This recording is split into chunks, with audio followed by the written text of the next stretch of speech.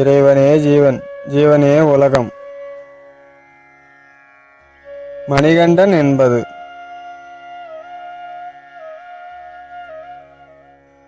ஒரு ஊரில் தீவிரமான ஐயப்ப பக்தர் வாழ்ந்து வந்தார்.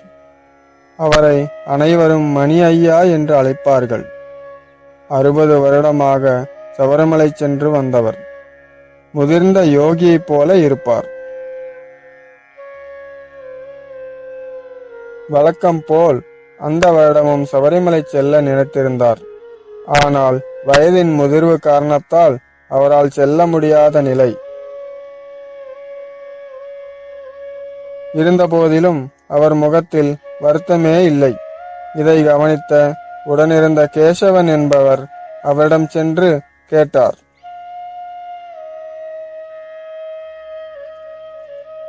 என்ன மணி ஐயா, இந்த வருடம் சபரிமலை வர முடியாது போல, இருந்தாலும் உங்கள் முகத்தில் வருத்தம் தெரியவில்லையே என்றார். மணி ஐயா சிரித்து கொண்டே சொன்னார், கேசவா, இத்தனை காலம் நான் மணிகண்ட தத்துவத்தை உணராமல் அலைந்து கொண்டிருந்தேன். இப்போது என்னுள் மணிகண்டனை உணர்ந்து விட்டேன். அதனால் இனி சபரிமலை செல்ல முடியவில்லை என்றாலும் இங்கிருந்தே நற்கதி அடைவேன் என்றார். கேசவனுக்கு ஒன்றும் புரியவில்லை. மணி ஐயா, நீங்கள் சொல்வது எனக்கு ஒன்றுமே புரியவில்லை என்றார். மணி ஐயா சொன்னார், கேசவா, உனக்கு தெரியும், நான் எத்தனையோ காலமாக இடைவிடாமல் தவமிருந்து சபரிமலை செல்கிறேன் என்று. மணி ஐயா சொன்னார், காலம் காலமாக மற்றவர்கள் சொல்லி வரும் மணிகண்டனை பற்றிய கதைகளை அல்லவா நம்பி வருகிறோம். இதன் உண்மை தத்துவத்தை எனக்குள் உணரும் வரம் வேண்டி தவமிருந்தேன். மணிகண்டனை என்னுள் நிலைநிறுத்தி என்றார். என் மனதில் மணிகண்டனின் மேலுள்ள ஆழ்ந்த பக்தியோடு தவமிருந்தேன். ஒவ்வொரு நொடியும் மணிகண்டனும் மணிகண்ட தத்துவமும் எம்முள் பிரகாசித்தது. மகர ஜோதியையும் தரிசித்தேன் என்றார் ஆனந்த கண்ணீருடன்.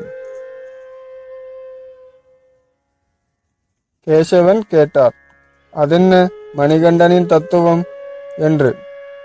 மணிகண்டனின் தத்துவம் என்பது இத்தனை காலம் நாம் செய்த தவத்தின் பலன் என்றார் மணி ஐயா.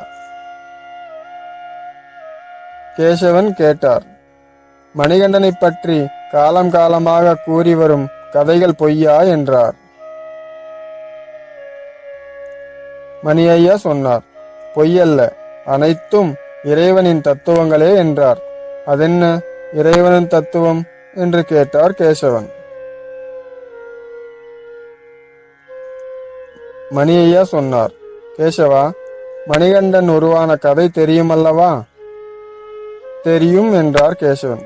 அதில் சிவனும் விஷ்ணு மோகினி ரூபத்தில் சேர்ந்ததால் உண்டானவர் மணிகண்டன் என்பதல்லவா? அதனால்தானே மணிகண்டனை ஹரிஹர புத்திரன் என்று அழைக்கிறோம் என்றார். இவை அனைத்தும் நம்முள்ளிருந்து நம்மை இயக்கிக் கொண்டிருக்கும் ஜீவனின் தத்துவங்களே. எப்படியென்றால், சிவன் என்பது நம் ஜீவனாகும், விஷ்ணு என்பது நம் மனமாகும் என்றார். கேசவன் கேட்டார், ஐயா, விஷ்ணு எப்படி மோகினி ஆனார்? மனிதனின் ஜீவனுக்கு சலனம் உண்டான போது உண்டானதே மனம். ஜீவனும் மனமும் ஒன்றே ஆகும். ஜீவனுக்கு சலனம் உண்டானதால் மனம் உண்டாயிற்று. அதனால்தான் அறியும் ஹரனும் ஒன்று, அறியாதவன் வாயில் மண்ணு என்ற பழமொழியும் உண்டாயிற்று. மனதின் எண்ணங்களால் அல்லவா இறைவனை நினைப்பதும் பிரார்த்திப்பதும். மனதிலிருந்து உருவாகும் எண்ணங்களை நம்முள் இருக்கும் இறைவனில் சேர்ப்பதால் மனம் உருமாறி மோகினி ஆனது என்றார். மோகினி என்பது நம் சுவாசமே ஆகும்.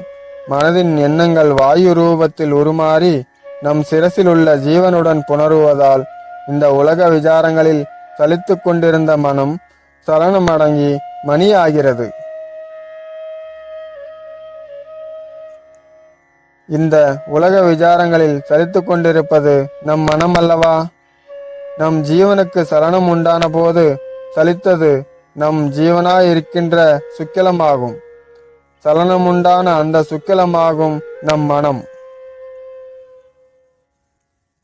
உலக விசாரங்களால் சலித்துவிட்ட நம் சுக்கிலத்தை ஜீவன் எனும் சிவனுடன் மோகினி எனும் வாயு கதாகதம் நடத்தி ஜீவனில் லயிக்கும் போது சுக்கிலம் சலிக்காமல் மணியாகிறது. அதுவே மணிகண்டன் என்றார். இது அனைத்தும் நடப்பது நம் சுவாசத்தை கொண்டாகும். நம் சுவாசத்தை பக்தியுடன் ஏக கதியில் நிலைநிறுத்தும் போது ஜீவனான சுக்கிலம் மணி ஆகிறது. இதுவே பிராணாயாமமாகும். இது நம் பக்தியின் முதிர்ச்சியால் நம்முள் நம்மை அறியாமல் நடக்கும் இறை ஐக்கியமாகும். பக்தி மார்க்கத்தில் நம்முள் நம்மை இயக்கும் நம் ஜீவனான இறைவனின் திருவிளையாடல் ஆகும். இதை கேட்ட கேசவன் கேட்டார், அப்படியென்றால் சபரிமலை போக தேவையில்லையா என்றார். மணி ஐயா சிரித்து கொண்டே சொன்னார், இறைவனின் தத்துவத்தை அவனவனுள் உணர சபரிமலை போல் பல பல பக்தி மார்க்கங்களும் தேவைப்படுகின்றது.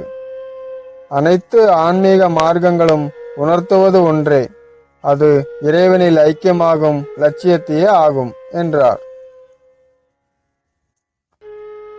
எனக்கு இன்று, உனக்கு எப்போது என்பது உன் தூய்மையான இறைபக்தியின் பூரணம்தான் தீர்மானிக்கும். அதனால் அவனவன் இறைவனின் உண்மை தத்துவத்தை உணரும் வரை இறைவனை தேடுபவன் எந்த எல்லைக்கும் செல்வான், யாரையும் தடுக்க முடியாது என்றார். கேசவன் இதை கேட்டுவிட்டு சாமியே சரணமையப்பா என்றான். ஓம் சர்வதா உலக சாந்தி, உலக சாந்தி, உலக சாந்தி.